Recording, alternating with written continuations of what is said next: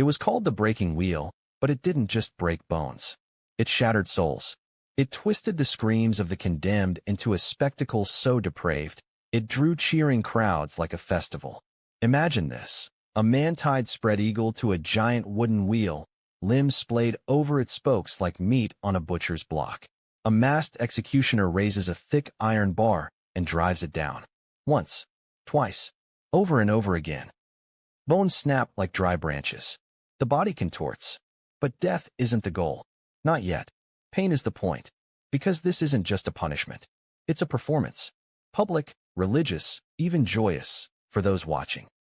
For over 5 centuries, this was not just legal. It was sacred justice. And yet, behind this ritual of blood lies a chilling question. How could a society so devout, so God-fearing, turn torture into theater? This is not just the story of a medieval death machine. It's the story of the human soul, at its most righteous and most monstrous. Welcome to the Breaking Wheel. Let's begin where all true horror stories start, with faith.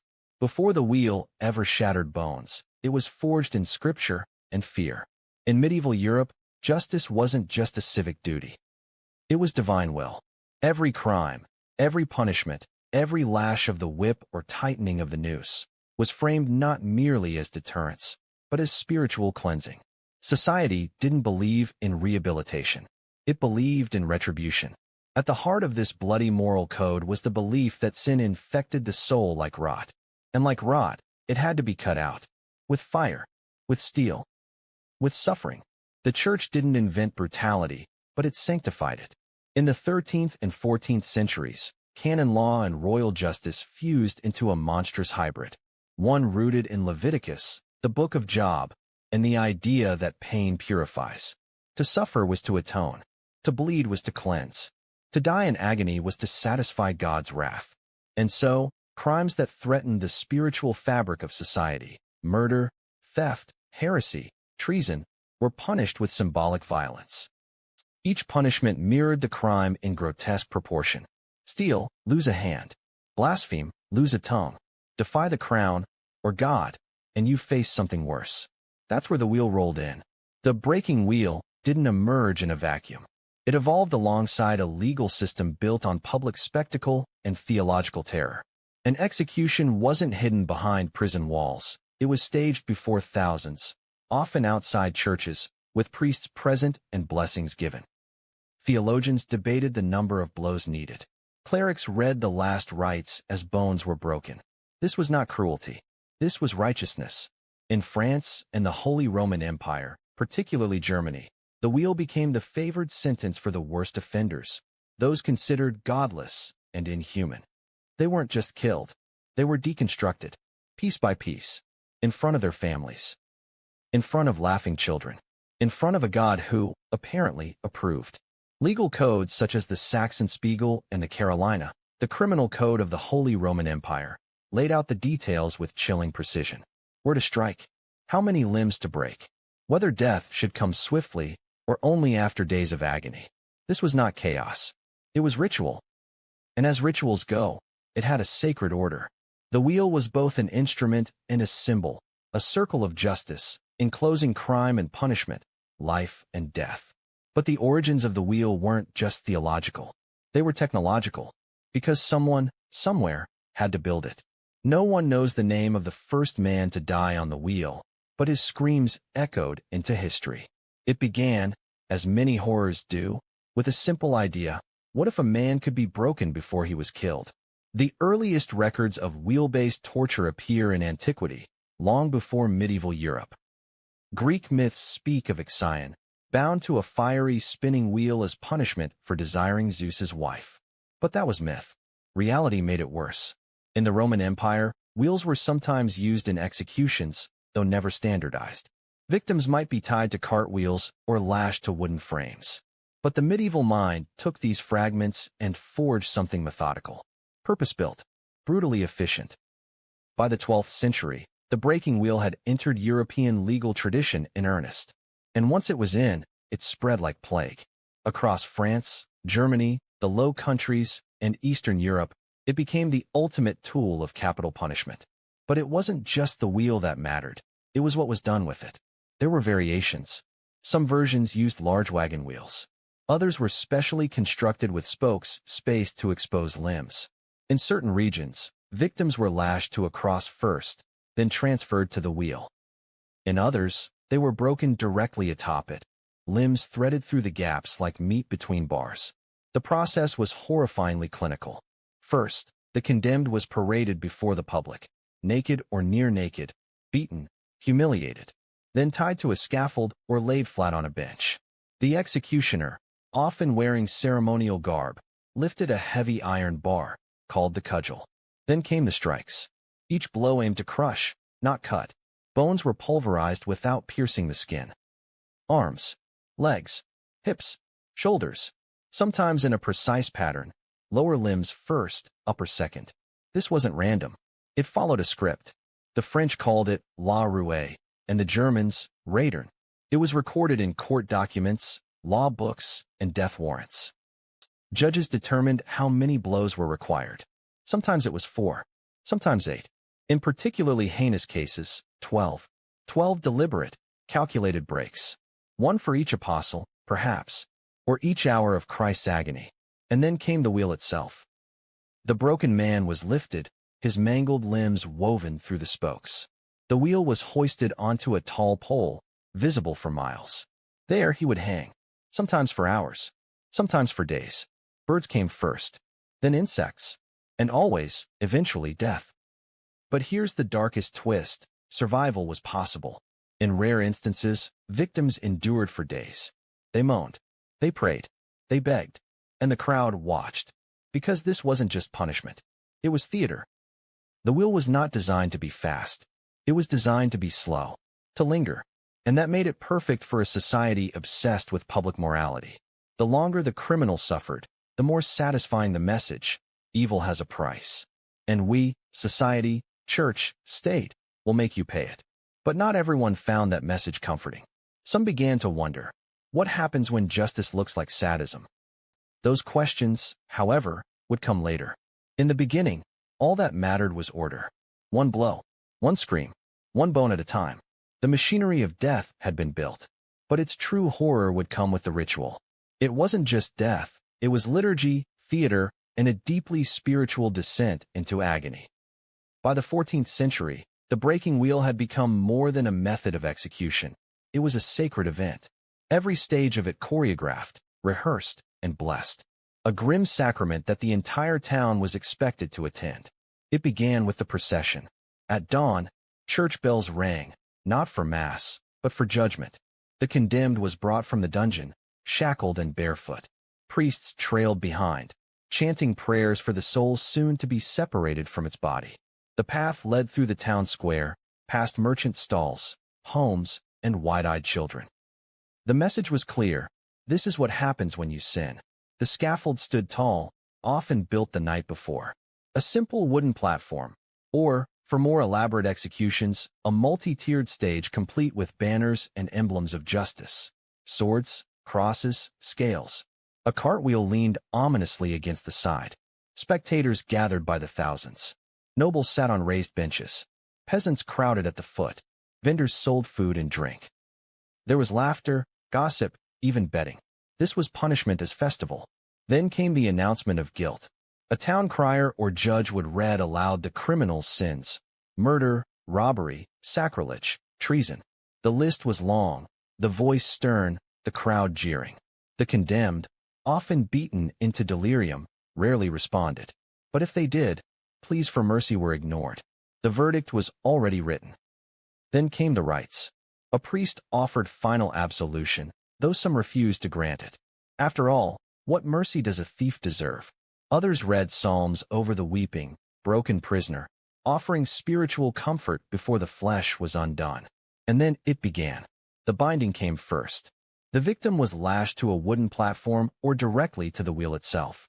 Ropes stretched arms and legs over the spokes. Executioners double-checked the bindings. There could be no movement, no escape. Then, the striking. One by one, with terrible precision, the iron bar fell.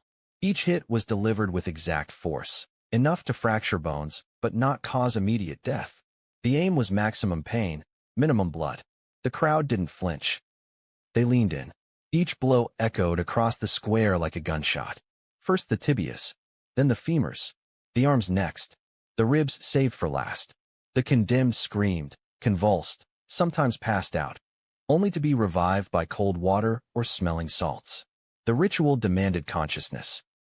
Once the limbs were shattered, the executioner threaded them through the wheel's gaps, twisting the body like a grotesque marionette. The wheel was hoisted vertically atop a post, so the condemned could be seen, not just by the crowd, but by God. And if the sentence was extra severe, they added the grace stroke, a final blow to the chest or head to end the suffering. Sometimes it was denied. That mercy wasn't always granted. The body remained on display for days. Birds came, flesh sagged, rain poured, children played beneath it, dogs barked at it. A warning, cast in flesh and wood. But even in death, the wheel had more to say. The location of the execution mattered.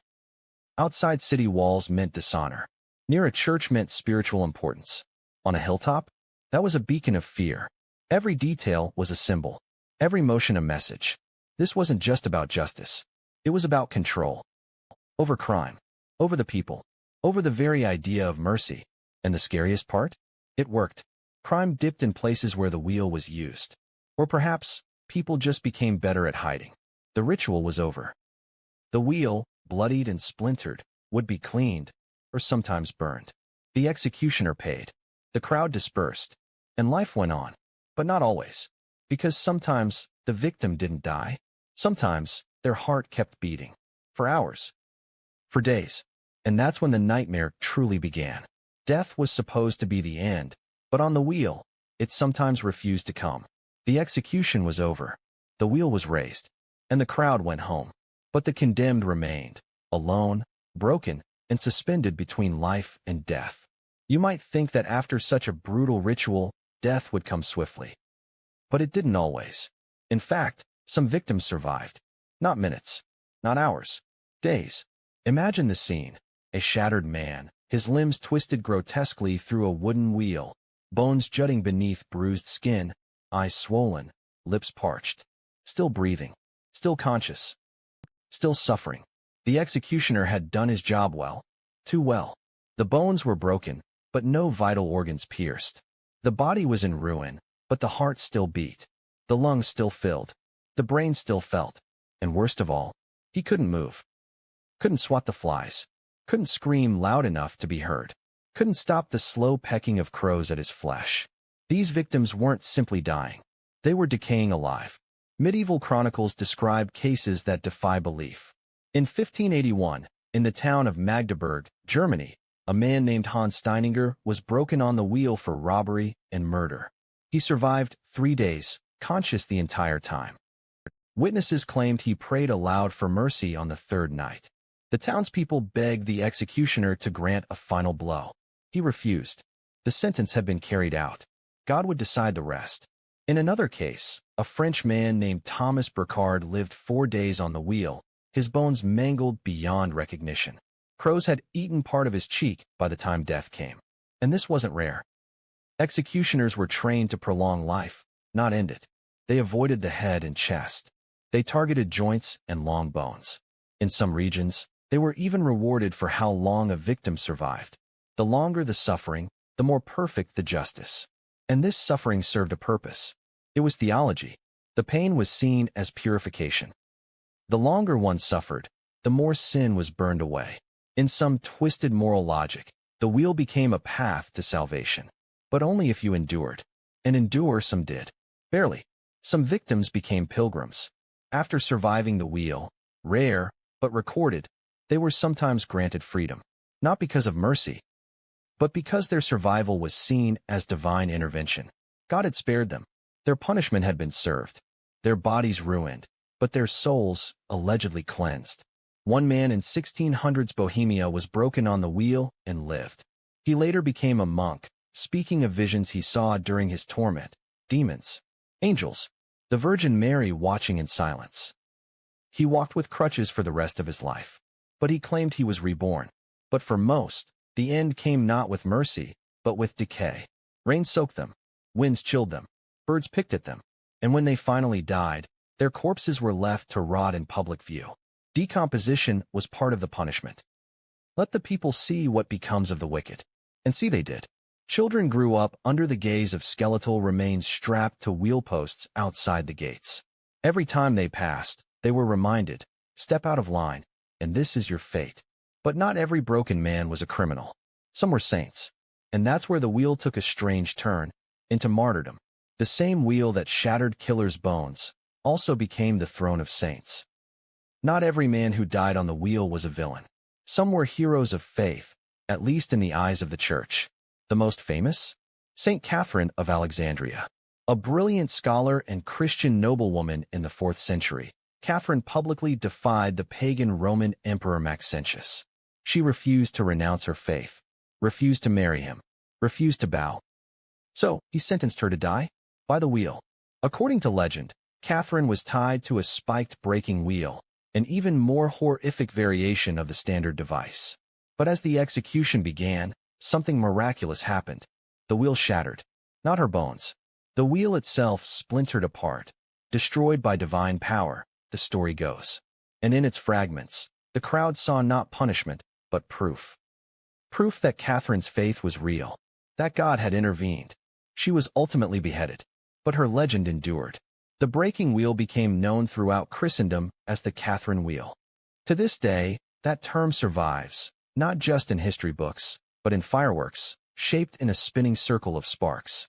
A twisted tribute. But the association of martyrdom with the wheel didn't end with Catherine.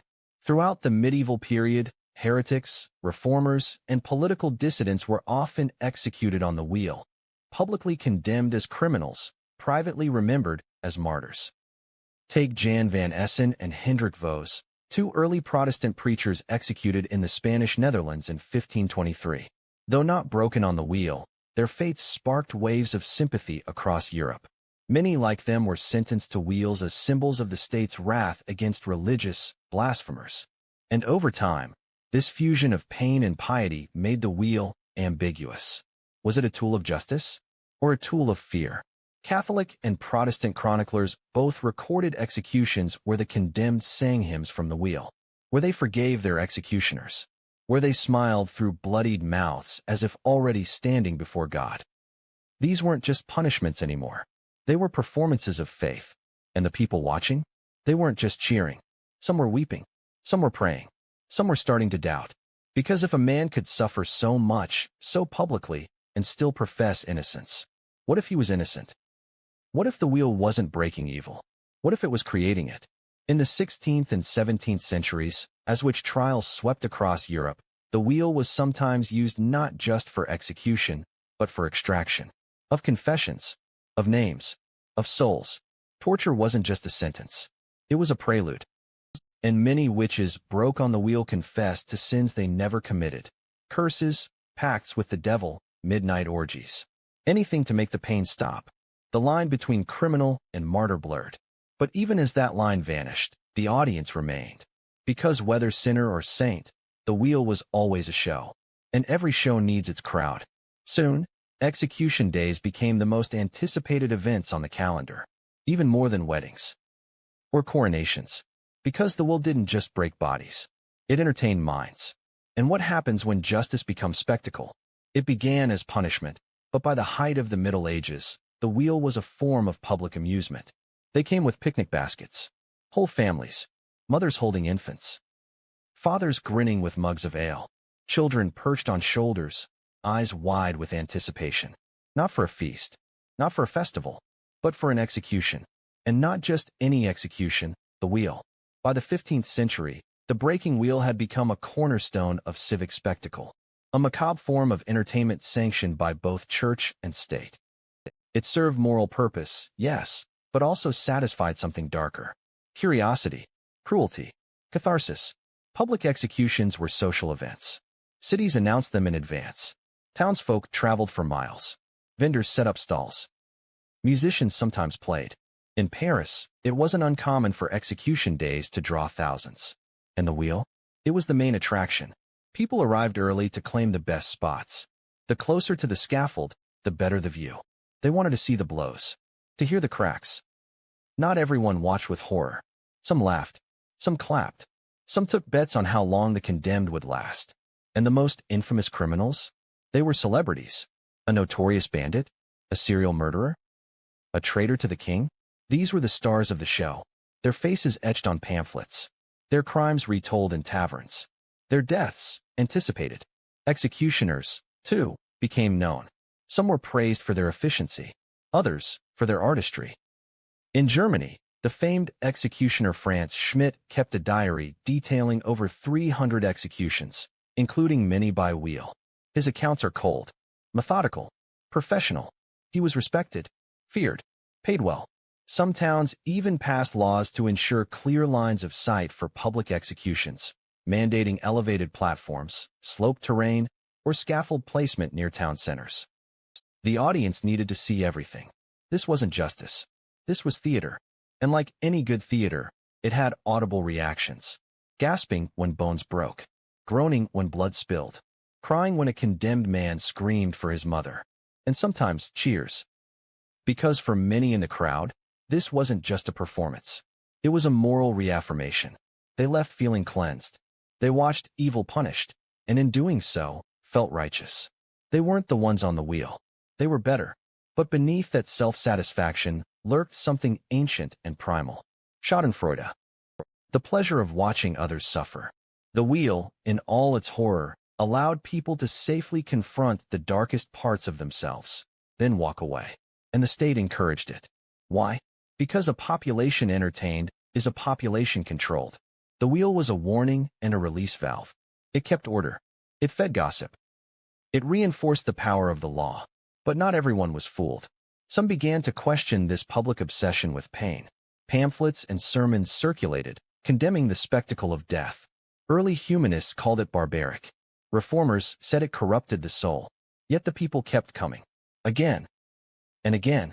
Because deep down, they wanted to see what we all secretly wonder. What does it look like when a person is truly destroyed? And as the wheel spun on, grinding its victims into history, one figure always stood at its center, the executioner. He was no longer just a servant of the state. He was an artist of agony. And what does that do to a man? To wield the wheel was to become its servant, and no man left that scaffold unchanged. The crowd cheered. The wheel turned. Bones cracked. But one man stood at the center, calm as stone, soaked in blood, and utterly alone. The executioner, feared by many, despised by most, yet vital to the machinery of justice. He was the hand of the state, the instrument of God, and the bringer of unbearable pain. But who was he really? Executioners were often born into their role, an inherited profession passed from father to son. Others were coerced into the job, granted clemency for their own crimes if they agreed to serve. But once chosen, the path was irreversible. To break a man on the wheel was to enter ritualized savagery. Each strike required precision, too little force, and bones didn't break. Too much, and death came too quickly. The job demanded a strange kind of intimacy. The executioner had to read the body, know where to hit, when to pause, how to prolong the suffering without losing the man to unconsciousness or mercy. It was a science of pain, and for some, it became a twisted form of pride. In cities like Nuremberg, Strasbourg, and Vienna, famed executioners kept detailed records of their work. They saw themselves not as sadists, but professionals, honest men doing dirty work no one else would. But society didn't treat them that way. Executioners were pariahs. They lived outside city walls, forbidden from certain churches, inns, and guilds. They couldn't marry into most families. Their children were tainted by association. They were both essential and untouchable. And yet, these men were often highly skilled. Many were trained in anatomy. Some acted as surgeons or healers, because who knows the body better than a man who dismantles it? Their touch could end lives, or save them. This moral duality haunted them. Some wrote in their journals about nightmares, about hearing the cries of victims in their sleep, about hands that wouldn't stop trembling. One German executioner confessed that after a particularly brutal wheeling, 12 breaks, no grace stroke, he vomited behind the scaffold, sobbing. He never took another job again. Others coped by detaching. They saw their victims not as men or women, but subjects, objects of the law, and in rare moments, they refused. In 18th century Saxony, one executioner walked away from the wheel mid-sentence. He dropped the cudgel and said, "I will not strike a child of God again." He was executed in his place. To disobey was treason, but to obey was torment of the soul. And what about their families? Sons of executioners were often bullied, called sons of the hangman. Daughters couldn't find husbands. Whole lineages were stained by blood, not just metaphorically. But there was another tragedy: respect without recognition. Some towns paid their executioners handsomely. Some granted them homes, land, or pensions. But they were still forced to enter churches through side doors, still buried in unmarked graves. One man could snap 100 bones in his career and die nameless. But perhaps the greatest burden wasn't social. It was existential, because to wield the wheel was to stare into the abyss, to become part of a machine whose purpose was pain, and to ask, day after day, is this justice, or just cruelty wrapped in law? And yet they kept striking, because someone had to, because the wheel kept turning. But behind that wheel stood faith. The church claimed pain could purify. What if they believed it? The wheel didn't just destroy bodies, it cleansed souls, or so the church said. In a world ruled by faith, pain was not punishment. It was salvation. To medieval theologians, suffering wasn't merely a consequence of sin, it was the remedy. And nowhere was this belief more vividly illustrated than in the ritual of the breaking wheel. Pain was purification. Torture, a sacred fire. The agony of the flesh, a gateway to God. And so, religious leaders not only endorsed the wheel, they sanctified it. Clerics presided over executions. Priests prayed at the foot of the scaffold, reading aloud from psalms as bones were snapped. Monks documented the final words of the condemned, hoping to find evidence of repentance in their screams. But it went deeper. In sermons, preachers compared the wheel to Christ's crucifixion. His body broken, his limbs outstretched, his agony prolonged. What was the wheel, if not a cruel mirror of the cross? Some even claimed the wheel was merciful, because it gave the condemned time. Time to repent, time to reflect, time to make peace with God before death. One French bishop wrote in the 15th century, "The sinner's flesh cries, but his soul rejoices, for in torment is forgiveness won." It was a horrific spiritual bargain. Suffer now, in this life, and avoid the flames of the next. To us, it sounds monstrous. But to them, it was moral logic. This wasn't just about deterrence. It was about doctrine. The body and soul were seen as separate entities, and pain could cleanse the soul even as it ruined the body. So when heretics and criminals were broken, it wasn't out of vengeance. It was out of a perverse compassion. Let them feel hell now, so they never feel it again. Even the final act of tying a man to the wheel, exposed to the elements, pecked by birds, stretched and disfigured, was interpreted symbolically. It was his purgatory, a test of faith, a last trial before the soul departed. And if the condemned prayed as he died, or forgave his executioners, or invoked Christ, the crowd might weep, murmur, whisper of sainthood, because that man, in his agony, had become holy. That's the spiritual paradox that haunted medieval minds. The more pain you endured, the more pure you became. And the church fed this belief. It told people that justice must be visible, not just to deter crime, but to uplift virtue, to show the masses what repentance looked like. And what did it look like? A mangled body on a wheel, eyes turned skyward, mouth gasping prayers, life draining slowly. Some towns even erected permanent wheels, not for executions, but as monuments, relics of justice, sacred reminders. But theology wasn't the only reason the wheel endured. It also worked, or so they believed. Crime rates appeared lower where torture was visible. Obedience was high, order prevailed, and so the wheel kept turning. Because faith demanded it, because justice required it, because the people believed in it. But belief began to fracture. In the 17th and 18th centuries, Enlightenment thinkers emerged. They questioned the moral righteousness of state-sanctioned torture. They challenged the idea that pain was sacred. What if cruelty wasn't cleansing? What if it was just cruelty? The wheel, once a symbol of divine justice, began to look suspiciously like barbarism. And slowly, inevitably, the public's appetite for agony began to rot. The age of the wheel was ending. But it wouldn't go quietly. For centuries, it ruled with blood and iron. But even the wheel couldn't escape history's turning. The breaking wheel had once stood tall, raised like a crucifix, spinning stories of justice, faith, and fear. But by the 18th century, its reign was faltering. Something was shifting in Europe, not in the gallows or the scaffolds, but in the mind.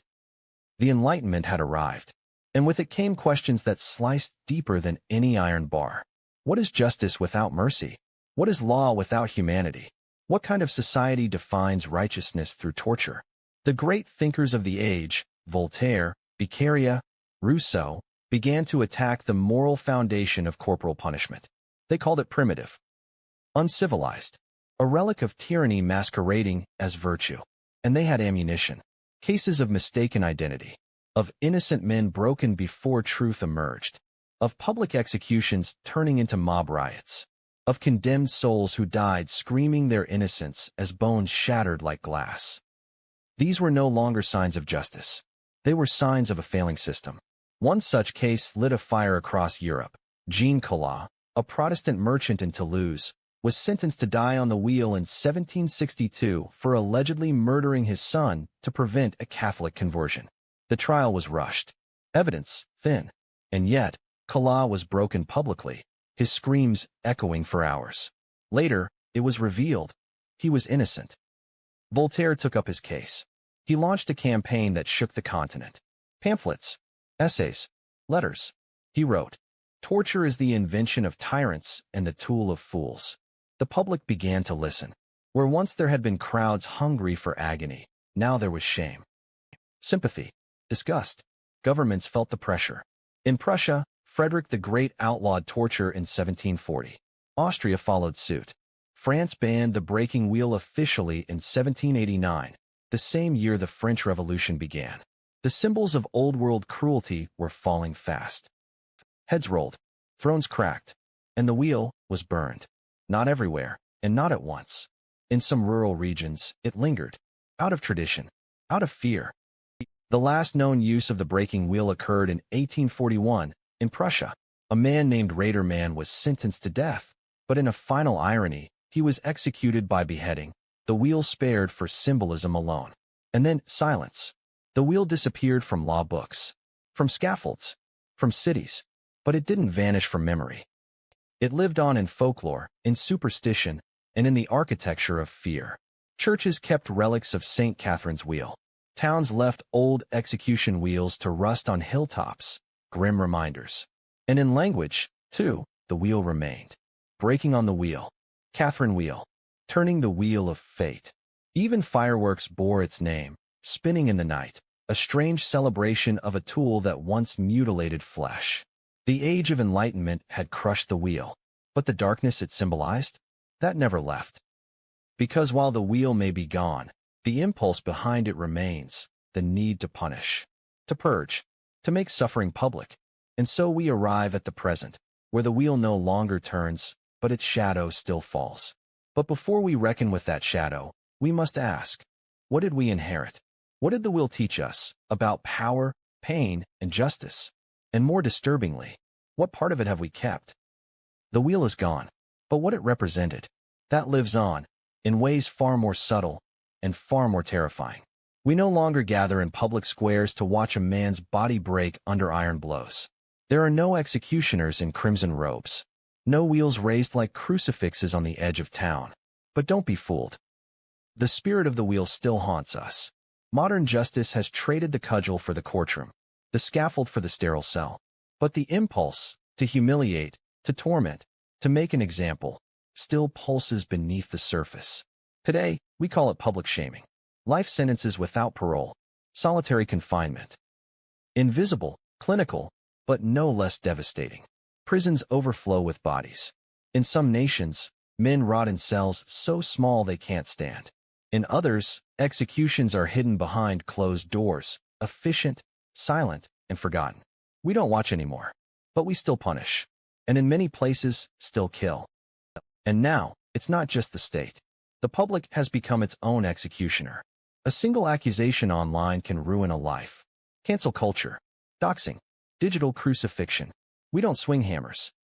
We swing hashtags. We don't break bones. We break reputations, careers, Minds. The wheel was once a physical object. Today, it's psychological. Pain has become subtler, but no less real. And just like in the Middle Ages, the crowd remains complicit. We scroll through headlines, replay body cam footage, laugh at mugshots, gawk at surveillance videos. We've simply moved the scaffold from the town square to the screen in our hands.